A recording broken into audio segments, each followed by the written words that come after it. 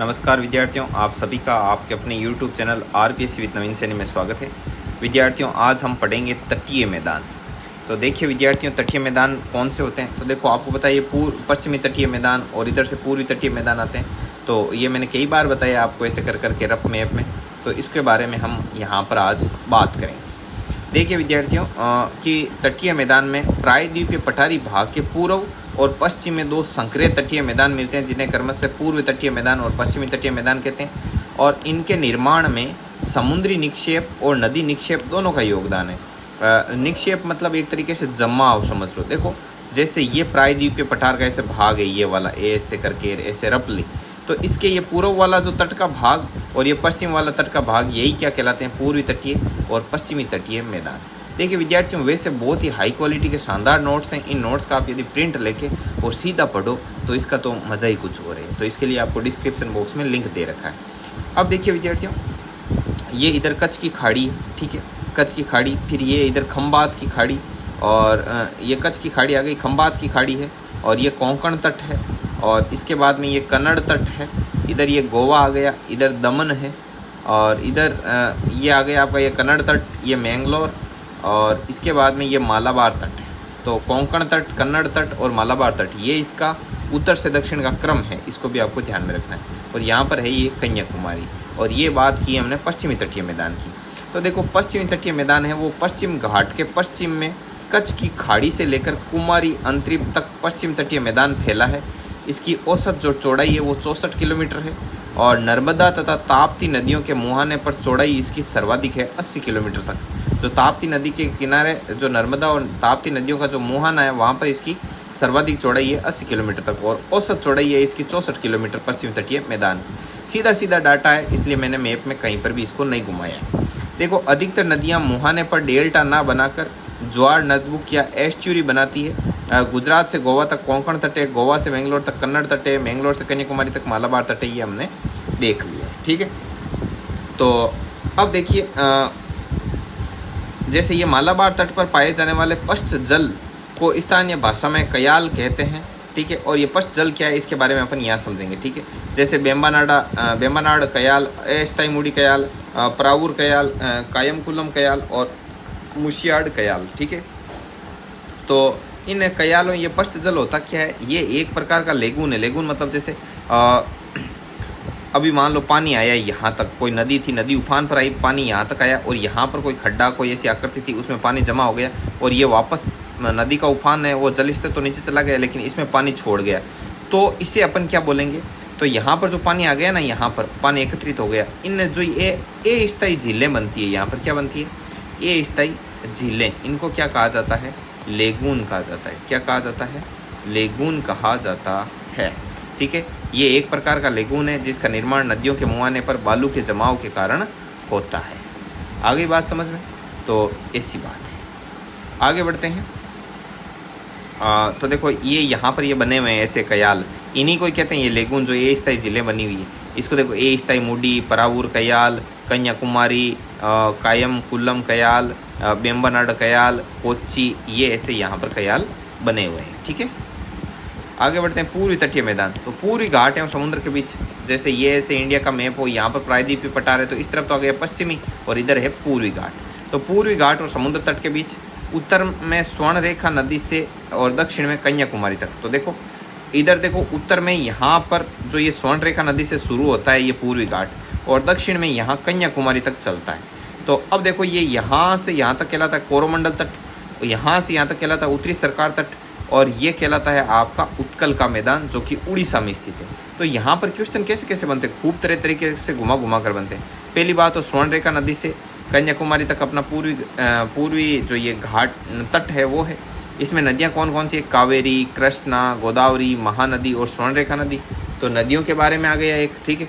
अब नदियों का क्रम पूछ लेगा, उत्तर से दक्षिण, स्वर्ण रेखा, महानदी, गोदावरी, कृष्णा, कावेरी, ठीक है। और ये इधर आ गया। और एक देखो, ये झीलें बनी हुई है, यहाँ पर पुलिकट झील है, जो कि आंध्र प्रदेश और तमिलनाडु की सीमा पर है, ठीक है। और एक यहाँ पर ये चिल्का झील है, जिसे लेनूर भी कहा जाता है, ये उड़ीसा में स्थित है, ठीक है। और उत्कल का मैदान कहाँ स्थित है, तो ये भी उड़ीसा में स्थित है। तो ऐसे, और ये तट है, ये कोरोमंडल तट है, ये उत्तरी सरकार तट है। तो इस प्रकार से इस मैप पर आधारित क्वेश्चन बनते हैं, और ये मैप आपको मेरे ख्याल से ज़रूर बनाना चाहिए, और इतना टाइम नहीं है तो सीधा PDF का प्रिंट निकलवा लो, ठीक है। सेकंड ग्रेड के लिए टू द पॉइंट है, ठीक है। अब देखो, आप एक चीज़ देखो, जो आपका कृष्णा और कावेरी नदी है, कावेरी नदी ये और ये कृष्णा, तो इनके बीच में ये कोरोमंडल तट आता है, और महानदी और गोदावरी के बीच में ये आपका उत्तरी सरकार तट आता है, ठीक है। और स्वर्णरेखा नदी से महानदी तक उत्कल का मैदान आता है, इसका ध्यान रखना है, ठीक है। तो ये चीज़ें थी। अब आता है द्वीप समूह, ठीक है। द्वीप समूह के बारे में अपन पढ़ते हैं इसमें। तो देखो, द्वीप समूह में स्थल खंड के ऐसे भाग जिसके चारों ओर जल का विस्तार पाया जाता है द्वीप कहते हैं। जैसे यहाँ से उभार आ गया और चारों तरफ पानी पानी पानी पानी है, तो ये एक क्या बन गया, द्वीप बन गया।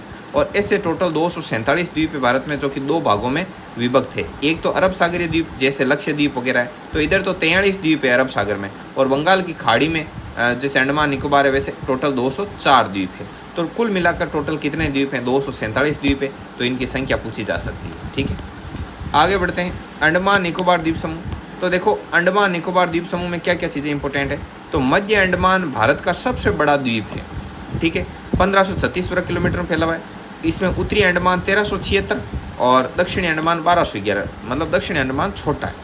और लघु अंडमान द्वीप है, वो ओंग जाति के अधिवास हेतु प्रसिद्ध है। ओंग जनजाति पाई जाती है यहाँ पर। ओंग जनजाति है, उसके निवास के लिए फेमस है। बताते हैं ये संख्या में बहुत ही ज़्यादा कम है, ठीक है। और बताते हैं कि ये ओंग जनजाति आम दुनिया से इतनी कटी हुई है कि ये आग तक के बारे में नहीं जानती, आग तक के बारे में, ठीक है। तो इतना ये है, ठीक है। अंडमान निकोबार की राजधानी पोर्ट ब्लेयर है, जो कि दक्षिण अंडमान में स्थित है।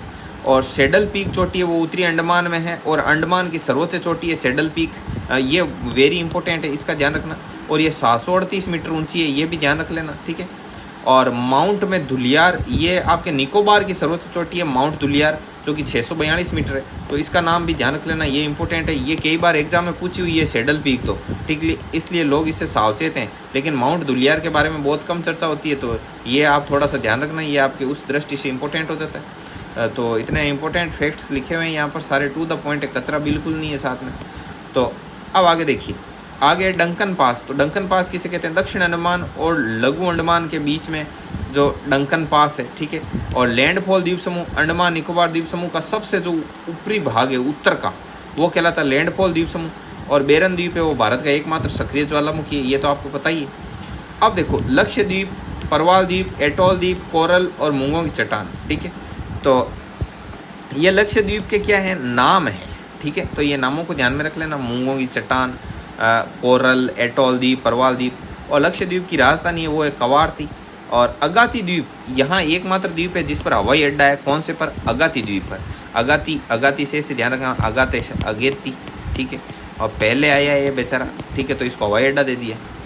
और क्या है यहाँ पर, और यहाँ पर देखो सेलेंट्रोटोपोली समुद्री जीव है, जो कि उष्ण कटिबंध में पाया जाता है। और जमाव के कारण एक चट्टान का निर्माण होता है, जिसे परवाल भित्ति कहा जाता है। जैसे जमा हुआ पानी में, होते होते ऐसे कोई परत उभर गई, ऊपर आ गई, ऐसे जमा होते होते, तो ये क्या कहलाता है, परवाल भित्ति कहलाता है, जो ये चट्टान बन जाती है इससे।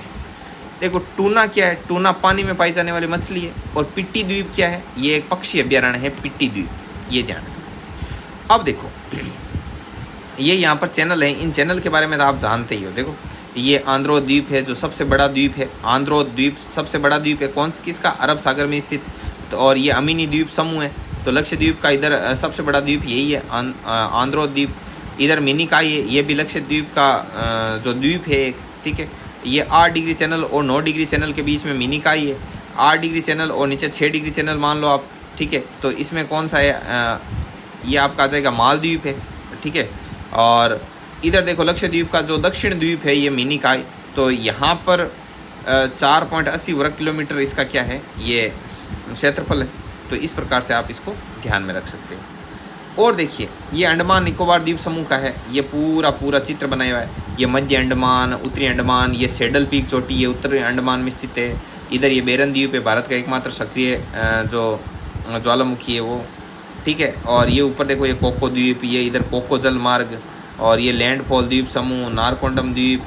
और ये दक्षिणी अंडमान, यहाँ पर इसकी राजधानी पोर्ट ब्लेयर। ये डंकन जल मार्ग, जो दक्षिण और लघु अंडमान के बीच में है।